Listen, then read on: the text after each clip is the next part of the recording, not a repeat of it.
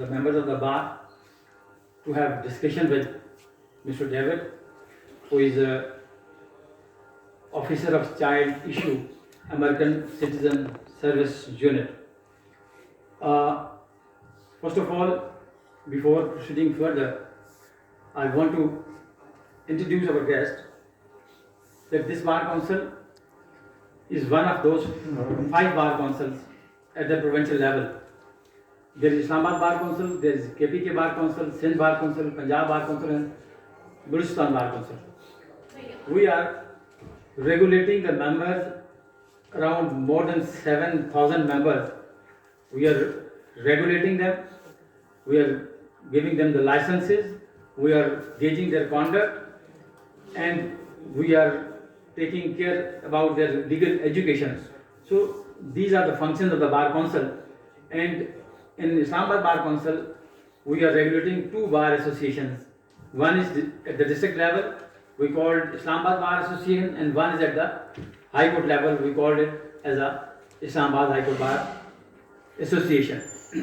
So today, this is a great opportunity for the members of this Bar Council, for the members of the legal fraternity, to have glance and to hear about the convention, Hague Convention on custody of the child who removed from the country of habitual residence. So it was a convention which was, I think it was convened in 1980, and Pakistan has signed this convention in the year 2016, and it was applicable in Pakistani laws. You being the lawyer, you better know that any international law, any international convention or treaty can't be enforced in the country without incorporating that in your domestic and municipal laws. So for the first time, this Hague Convention was incorporated under the Pakistani laws. We have Muslim Family Laws 1964, Schedule 6. Now it is part of the Pakistani laws that any child abducted from the country of his habitual residence, we can provide, the Pakistan can provide the legal services. Pakistan, you can approach the Pakistani courts. So not only in Islamabad, but all the provincial capitals. So there are focal persons appointed under this act, under this law. So now it is very easy. It was I used to work with British High Commission regarding the forced marriage project. We used to file petition, habeas petition in Lahore and AJK and so many other countries to locate and get the custody of the children or and the spouse who was forcibly abducted into the marriage. So now we will hear Mr. David Josser, who is Office of Child Issue, American Citizen Service Unit, regarding the Hague Convention. They have different articles, their application in our municipal laws, and with the context that how we can provide services to sensitize. Basically, this meeting today we have arranged to sensitize the lawyers, the law-knowing officers, to know about what the Hague is, how can we operate. So this is the best opportunity for the members of the Bar Association to know about Hague Convention and its further prospects. So without wasting any time, I request Mr. David Josser, Office of Child Issue, American Citizen Service Unit, to please come on the stage and have discussion on Hague Convention on Child Abduction. Thank you. Good afternoon. Everybody hear me okay?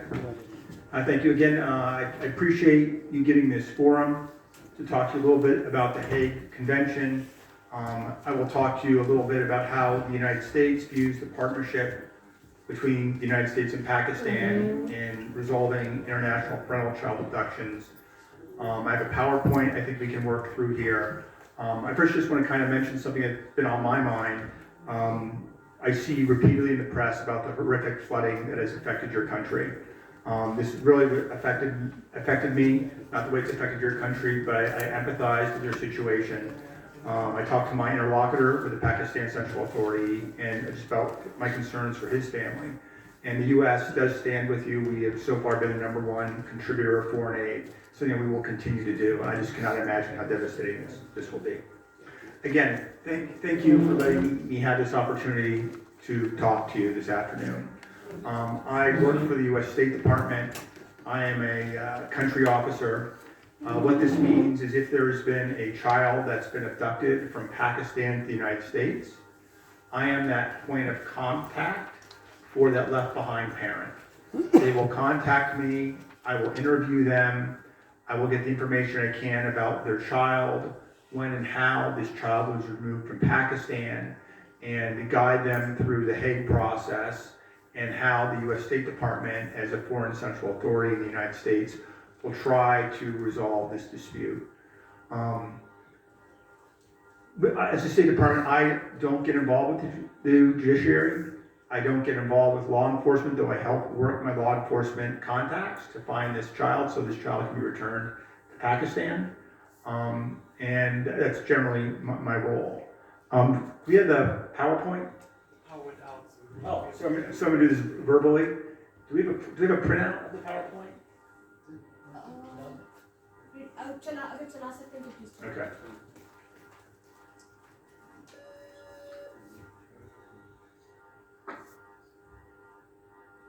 Okay, so I can start without the PowerPoint's a good guide, but I know this and I can explain it to you.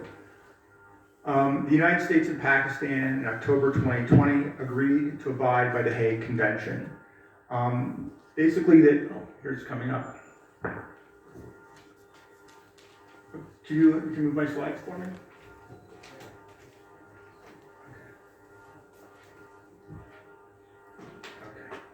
Okay, hold on. This will move it. I'll press it. Sorry about the technical. Can you move the slides?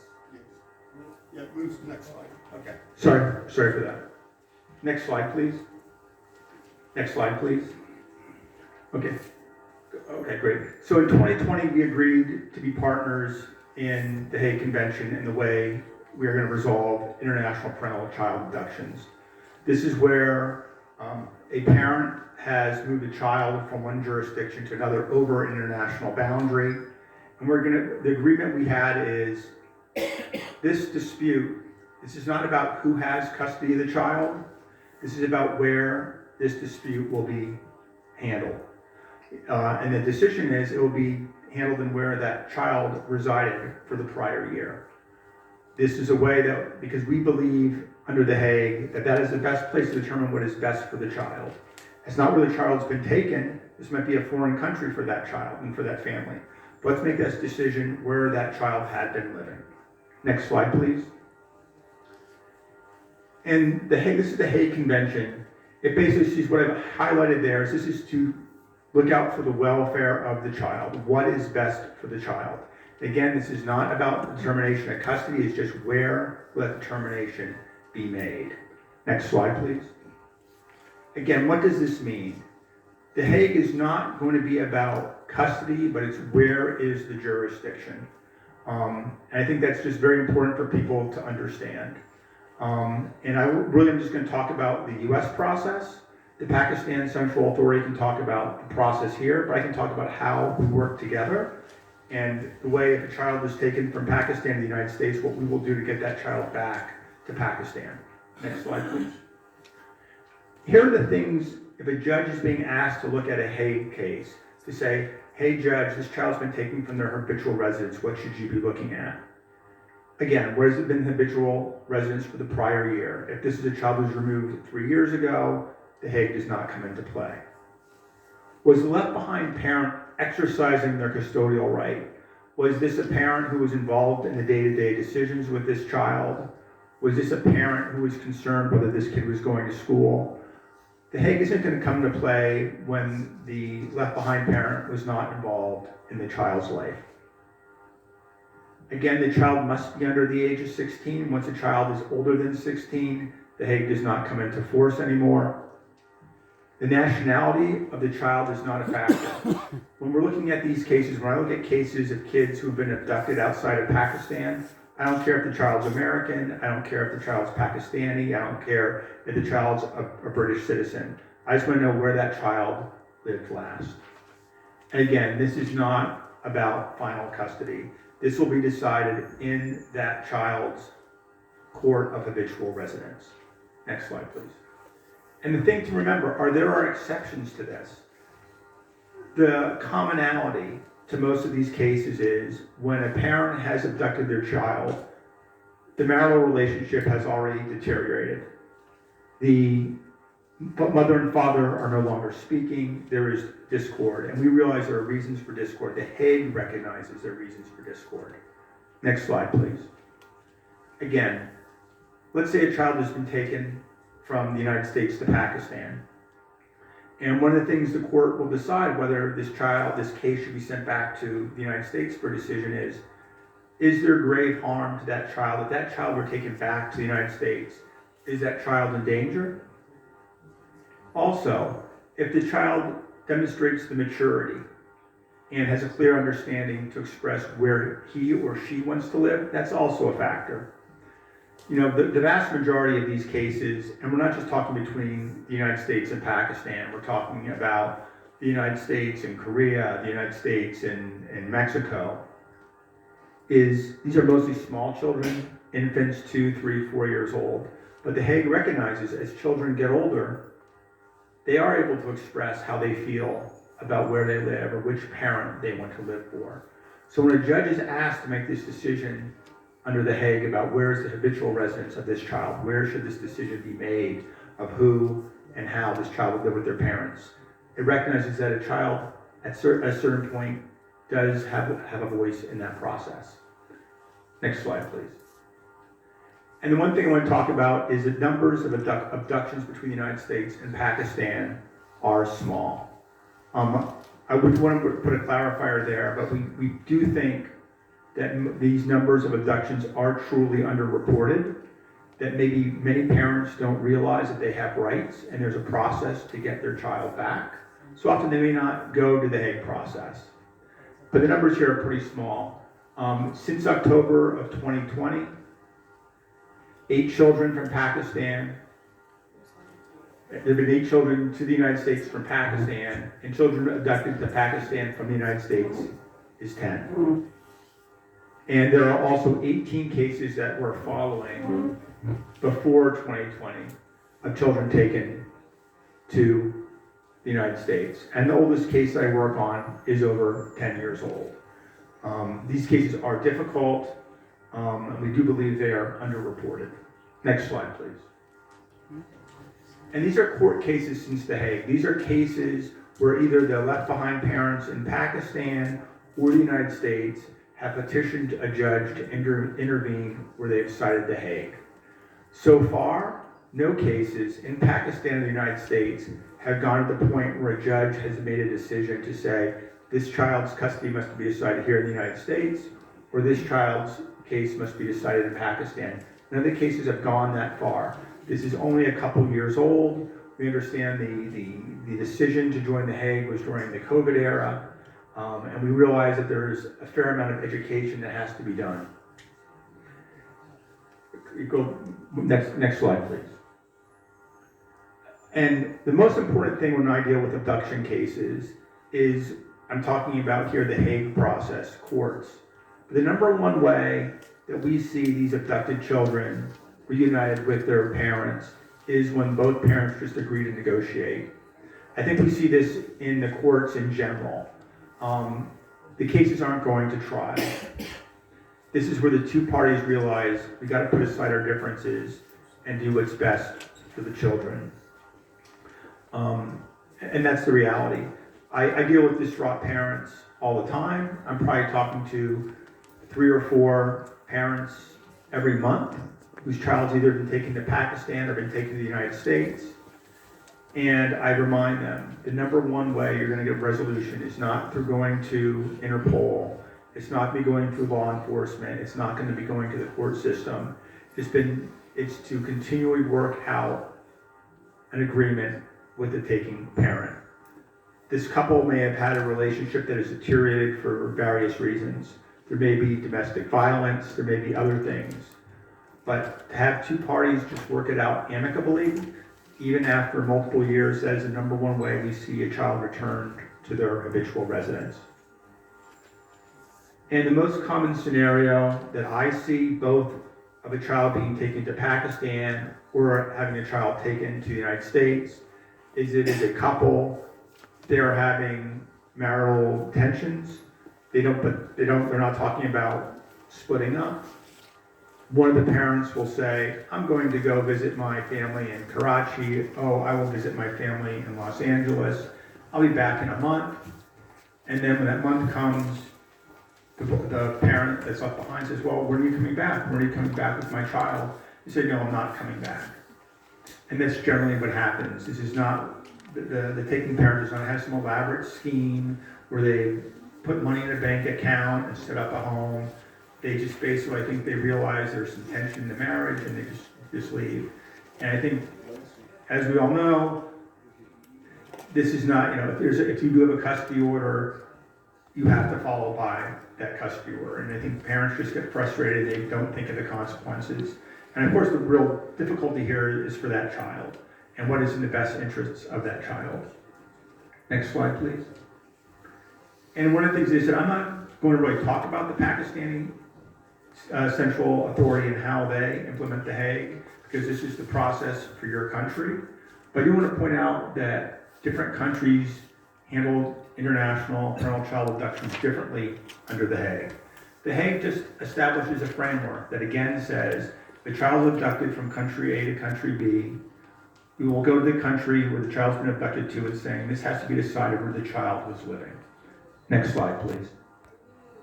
I know the type here is a little bit small, but in the United States, the way we would handle a child being abducted to the United States is I work for the U.S. State Department, and we look at the U.S. State Department as the Foreign Central Authority. We're the ones who will process the cases.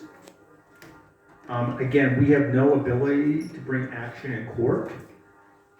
If there's a Hague case that comes to the United States, it is still the responsibility of the taking parent, except in one state, to file a civil filing in either family court or state court and follow the process through.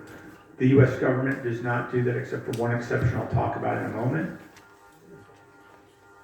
The left behind parent can directly bring these cases if they want. One of the interesting things that the United States does that's a little bit different than other countries is we do realize that to bring a abduction case to court is very, very expensive and very, very time consuming. And what we'll do is if we have a parent who says, my child's been abducted to the United States, we will ask them, we can't provide you, we will help you find legal counsel. In the United States, part of our legal system is attorneys have to give us a certain amount of time for free or for pro bono. So we'll link up these parents with pro bono attorneys who will either allow them to get representation for free or do it at reduced cost. Generally, these are lawyers who have experience in these types of cases. But what will happen is a parent will contact us, we will take a little bit of financial information from them, we'll reach out to our network of attorneys to see, would you be willing to represent this man or woman in Islamabad or Karachi or Lahore and trying to help them get their child back. So once we are able to locate that child and that taking parent, we will link up the left behind parent with an attorney. And it is very, very expensive in the United States. So the United States legal system is very, very expensive. I will have an example here of an abduction. Legal fees in that case, which lasted less than a year, were $150,000, which we know most people cannot afford. And one exception the way this is handled in the United States is the state of California. Politically, California is more liberal than other states. In that state, the district attorney, the prosecuting office, if there's been an international parental child abduction, the district attorney will take on the case on behalf of the left behind parent. For me, when those cases happen to California, I feel confident that that case will be handled more expeditiously than if that child was taken to Texas or Florida or another state, because the district attorney's office has a great amount of experience dealing with these cases. They know the pleadings are that they can make in court. It's easy. When a child's been taken to another state, like let's say New York or Louisiana, we do find them an attorney, but not all these attorneys have as much experience working with IPCA cases as they do in California. Next slide, please. And by comparison, I'm going to show you how other countries do it differently. Again, the United States, as the Foreign Central Authority, I will help guide the petition. I might tell the parent how to file the case. I might help locate the child, but I'm not going to court on behalf of the parent. The only exception is California, and that's the district attorney. The United Kingdom has a different process. There, all of their international parental child abductions are handled by their Justice Department. So you file a parent, let's say a child's been taken from Lahore to Ireland. The Justice Department in Ireland will file the petition, will do all the legwork, will do all the legal work without any cost to the parent. It's a slightly different system. Other things are that they don't have to hire an attorney if a child's been abducted to the UK. And also what they can do that the US can't do is, let's say there's a taking parent, we can prohibit that taking parent from fleeing the country. The one thing I want to point out, this is how the UK handles their Hague partners, but currently the UK and Pakistan are not Hague partners. I'm just trying to show this that different countries do it different ways. The United States has our system. I'm not saying it's the best, I'm not saying it's the worst, but every country is developing their own system, and Pakistan, as you know, is working on its own first system too. Next slide, please. But again, everybody wants the same end result. We want the children returned home. We want them returned to safe homes. As I said before, under the Hague, there are exceptions. If the child's habitual residence will put that child in an unsafe environment, the judge can rule, we're not going to send that kid back. If the judge decides that habitual residence in the United States was an abusive home, they're not going to go back to that abusive home. Next slide, please. I'm going to give you a little more details about the U.S. process. It is not simple. It is complicated. But if any of you would get a client who says, my husband is taking my kids to the United States, I want you to understand how we could help in this process. I will give out literature. I think my contact information is there, that you would contact me. I would talk to that parent and help them through that process. The next slide, please. This is how complicated our process is. We all work for bureaucracies. When I saw this slide to show how we handle our incoming cases, I was shocked. But this is what it is. There are a lot of choices that have to be made. A lot of people have to be looped in. It's not an easy process. I think what makes that really difficult, and it's just the way the process rolls, is that when a parent has had a child taken to another country, they're distraught. They want that child back, not in a year, not in 2 years. They want that child back in 3 months. But this is the process that we have. Next slide, please. What I do is, if I will get a call from a parent in Islamabad, my husband has taken my children to the United States, I will interview that parent. I know English and a couple other languages. If I don't speak the native dialect, we have interpreters. I will get the family history. I will ask this left behind parent to provide multiple documents, copies of birth certificates, photographs, marriage certificates. I will then take a petition.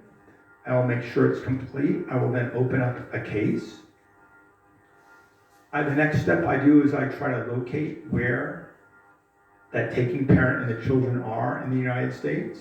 I'm fortunate I have things such as very in-depth commercial databases where if the taking parent has rented a home, has obtained a driver's license, has had a run-in with the law, I can look for that parent. If I can't find it, I can go to federal law enforcement, local law enforcement. The United States also has a nonprofit agency called the National Center for Missing and Exploited Children. They're a private nonprofit and they can help us put up wanted posters to find these parents. Once I am able to locate a taking parent, I will write the taking parent a letter on behalf of the U.S. government and saying we have a report that you have abducted your children from Karachi. Would you like to voluntarily return these children? If you don't, the left behind parent has a right to follow a legal process to get your kids back.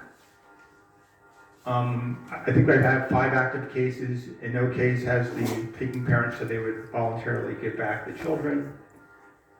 At that point, I would then link up the left behind parent in Pakistan with an attorney in the United States who will then follow the legal process. As I said before, as a U.S. central authority, I do not actively participate in the court case. However, what I do is I will write the judge a letter, we call it the judge's letter, and say, basically, dear judge, I want to remind you that under the Hague Convention, you have to make a decision quickly. You also have to remember this is not about custody, but it is about jurisdiction.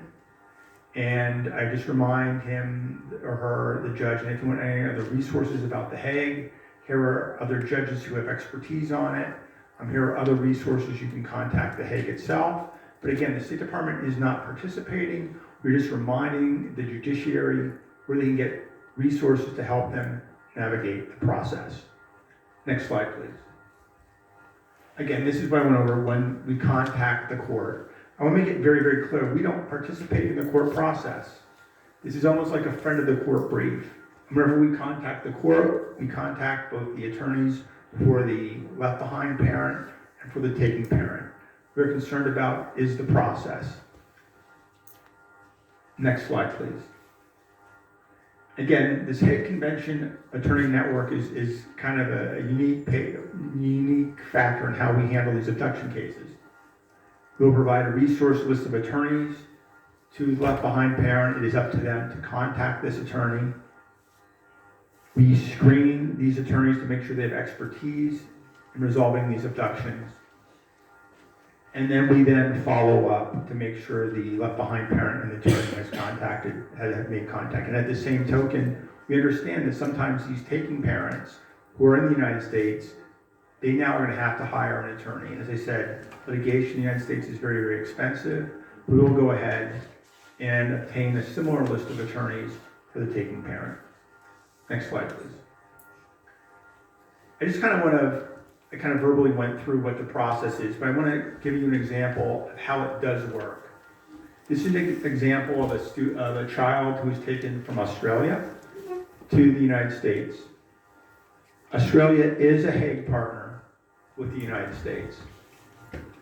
So the child was 6 years old. In this case, the parents met while they were studying, I think, at Cal Berkeley. And then the family went to Australia and they separated. And the mother of the child just did not want to stay in Australia anymore, so she went to the United States with the child. And that was all in around March. We were able to find the mother in the United States. We sent her a voluntary return letter. Your ex-husband has filed a petition to the Hague for return of his child to the habitual residence. She responded to that in about 2 weeks. She said, I will not return the child. A few days after she told that, we were able to provide a list of attorneys to the father in Australia who would help represent him in this case. About 2 weeks after that, the left behind parents were able to file a petition in, I think it was a federal court in North Dakota. And again, this is all moving very, very quickly, but this is an example of when the process works at its best. About a month after he filed his petition, we provided the judge's letter, say, hey, judge, you gotta follow this expeditious process. If you need help deciding this case, here are some resources. They had a hearing in June, so 3 months after the father had filed his Hague petition. They were in court trying to solve this case. And by the end of July, 1 month later, the judge ordered the child returned to Australia. As part of this agreement, which was interesting, the taking parent also decided to return to Australia. And in this case, was another case where the left behind parent was awarded attorney's fees from the taking parent. Next page, please.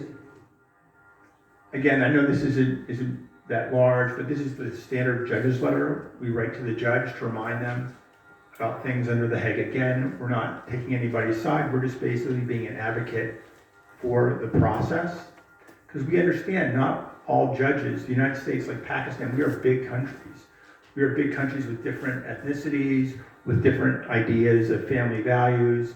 So we said, we understand you may not understand the Hague, but we're ready to kind of provide you some assistance in understanding it.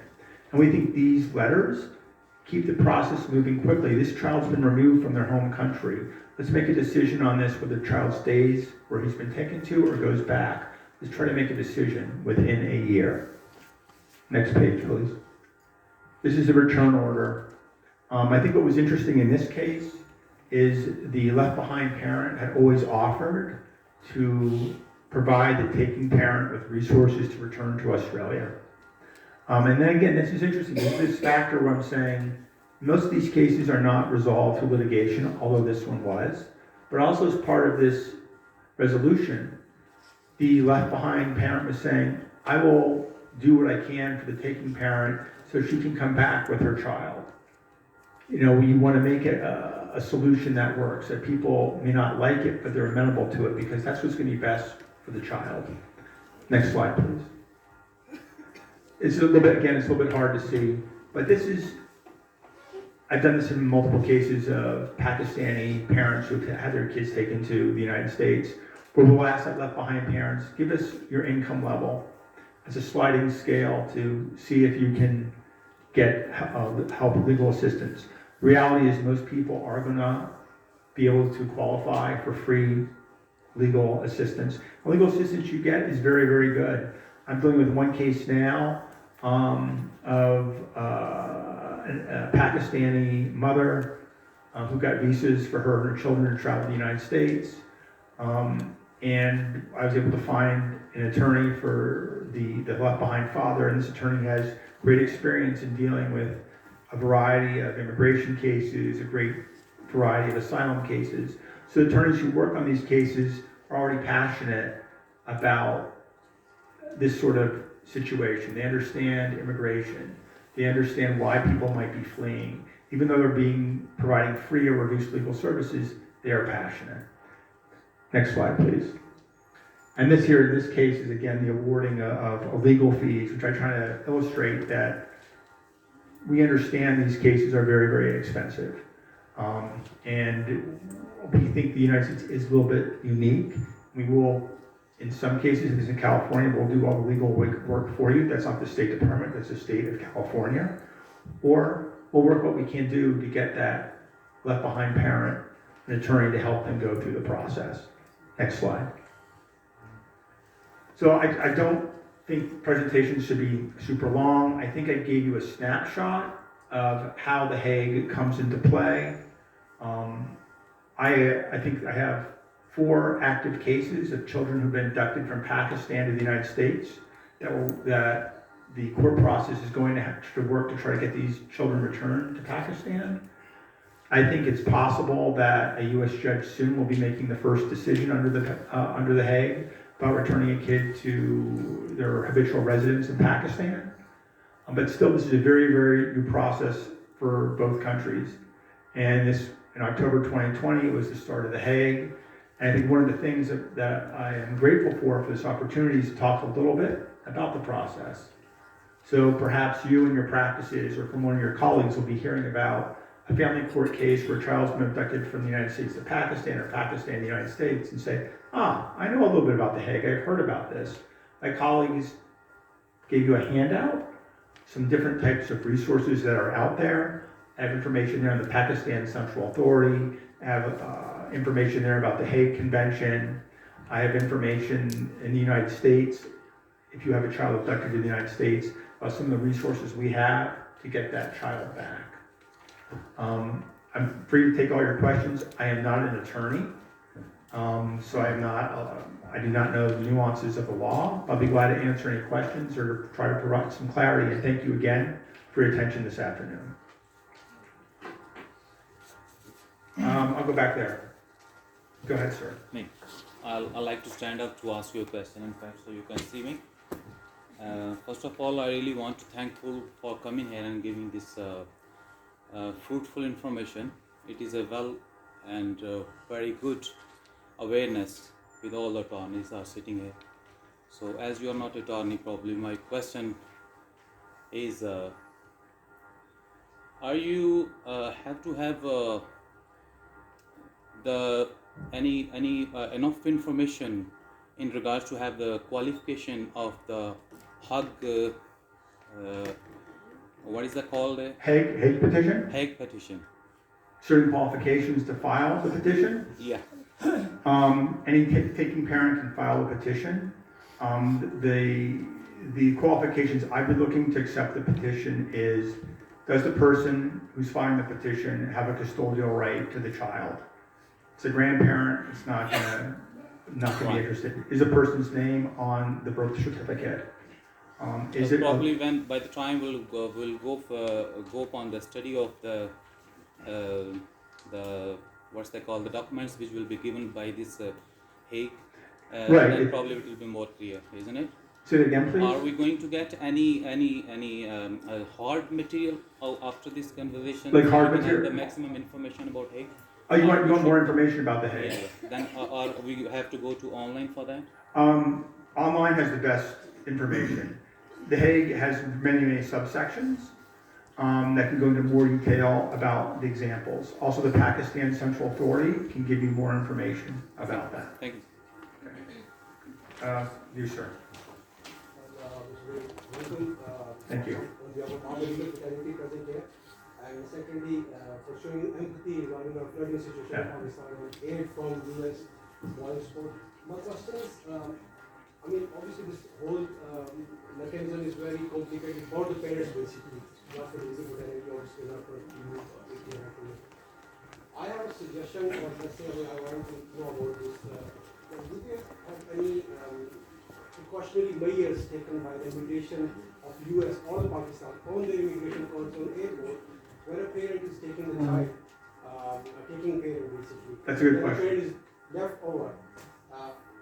They should be having some kind of an NOC from the parent who's already left in America, like a parent who's taking the child to Pakistan. Right. And the mother is still in US. The mother should give an NOC, no objection certificate, on a legal ground. Yeah. The parent who's taking the child must have some kind of a surety bond providing at the immigration court so that we can have an issue, we can stop all this fuss, which obviously takes years to resolve later on. Is there any precautionary measure taken by the immigration in both countries? There are.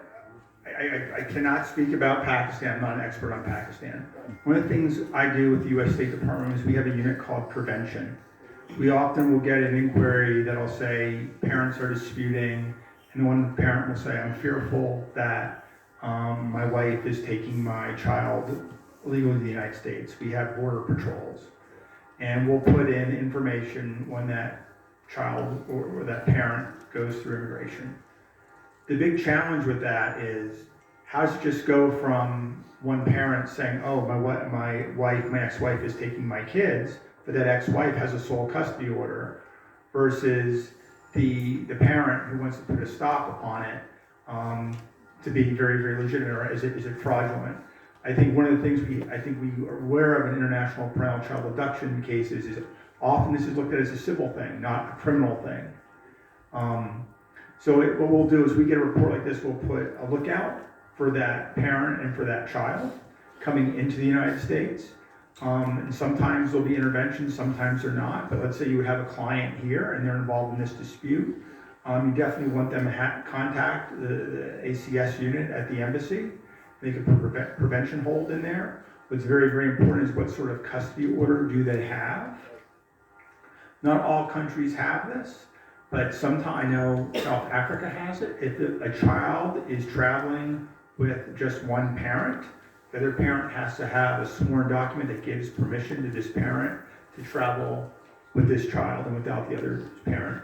But that's country by country, depending on what their border controls are. But again, this is always a very, very tricky situation. In many of the cases I see, when that coming into the United States or Pakistan or United States to Pakistan, it starts out, oh, I'm going to take our child to visit his grandparents in Pakistan. Everything is great.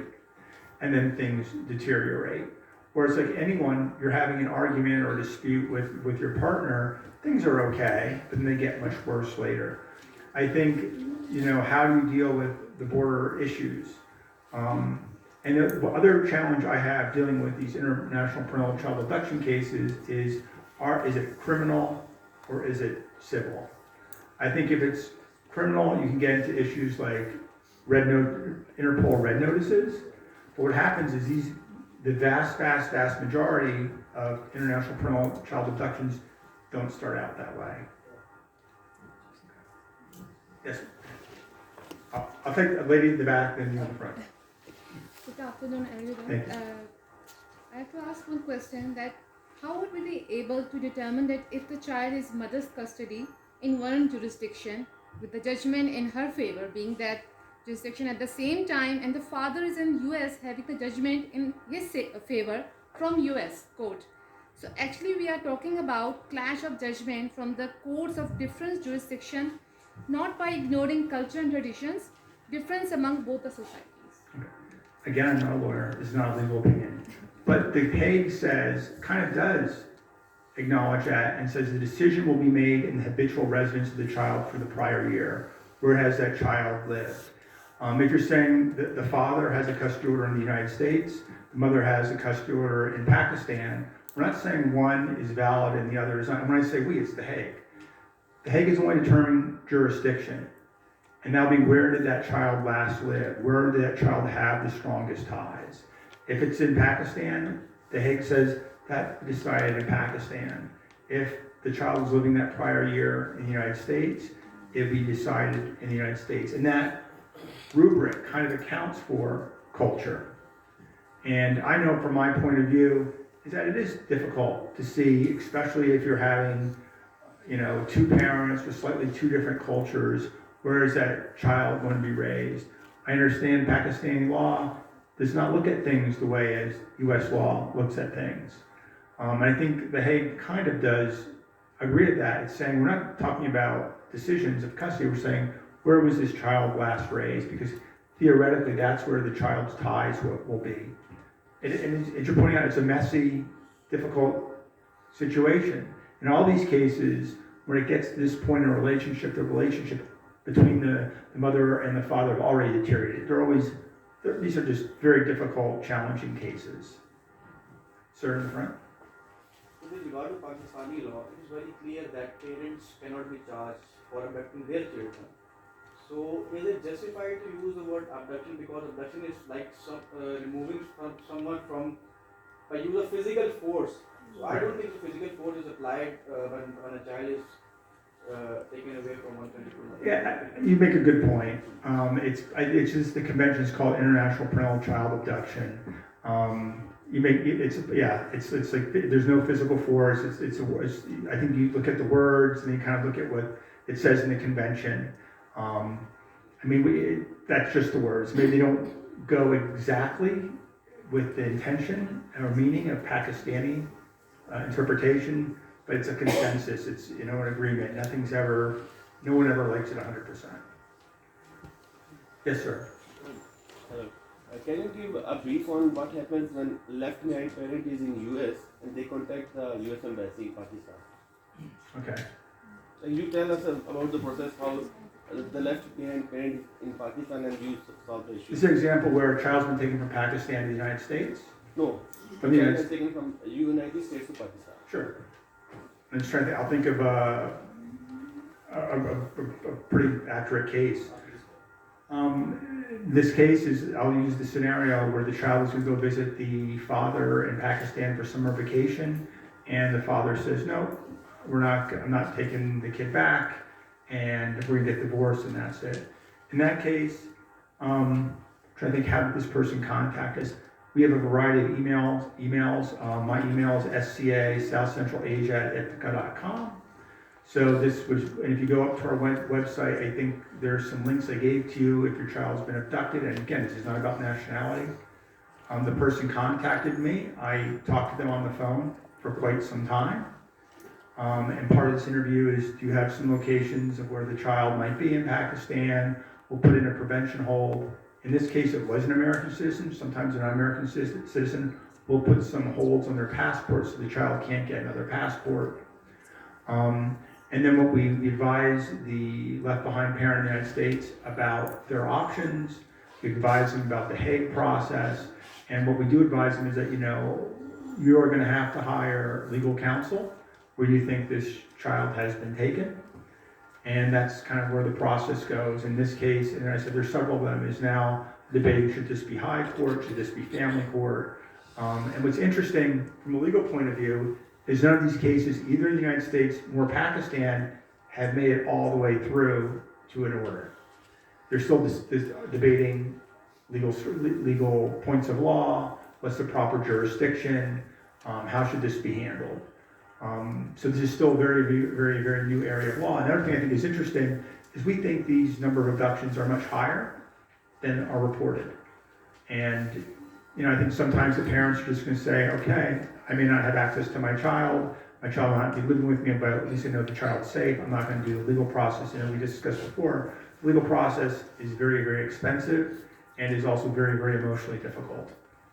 And I think it doesn't matter if the case in the United States, the cases in Pakistan, if you've had your child abducted, you're not going to be happy until you have that child back. And the legal system may not always give you a solution that you like. That's the way we do it. I notify the Pakistani authorities. I notify the Pakistan Central Authorities we have this abduction case. I provide them documents. They're going to say, yes, we confirm this is a case. We confirm this is the child's parental guardian. And then we go from there. We ask the Pakistanis to help us with location information. Sometimes we're successful, sometimes we're not. Do you maintain a list of attorneys in Pakistan? Repeat that, please. Do you maintain a list of attorneys in Pakistan? Attorneys? Yes, to assist the left behind parent in US. Yes. You can actually go up to the U.S. Embassy Islamabad website, and there is a list of attorneys down, a list of attorneys who will work with people. It's a general list of attorneys who agree to work on these types of cases. There's no ranking. It's just a list of, we're not saying these are good or bad, but it's people who will work with you. So we do that. And if people are interested in being on that list, you can contact the consulates or the embassies about being included on that list, and we update that regularly. But we understand for the parents, this is still a new area of law. And one of the things I have done is I have tried to I cannot do it directly because of the way my job is, but I do try to have these parents who have had their children abducted find other ways to network. So you can talk about strategies and legal strategies, because both in the United States and in here, and for these Pakistan-US cases, no one has gotten to resolution yet. That's the last question I can take. So thank you very much for your attention. I hope this is helpful. My email address is on that piece of paper. So sca@state.gov, please email me. I'll be glad to talk to you more about that. Look at those resources I have there. And good luck, and I thank you for my attention to talk about this important issue. Thank you. Thanks, David, for providing such a comprehensive information regarding Hague. And thanks, Aisha, for coordinating this event. Actually, this event was organized to just sensitize the participant regarding Hague.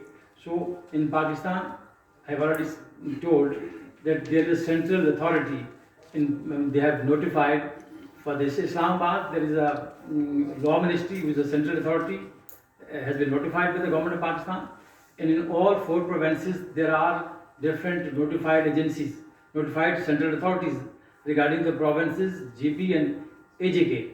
So this information which my brothers are getting today, this is just to sensitize our other colleagues. Yes, this bar council consists of more than 7,000 colleagues. So the basic purpose was to sensitize the people regarding the Hague, especially these participants. So now it's your duty to dig out the further information and to spread and share with all other colleagues. So thank you so much for coming. We have a lunch and we'll all participate, including I think Mr. David. Thank you so much.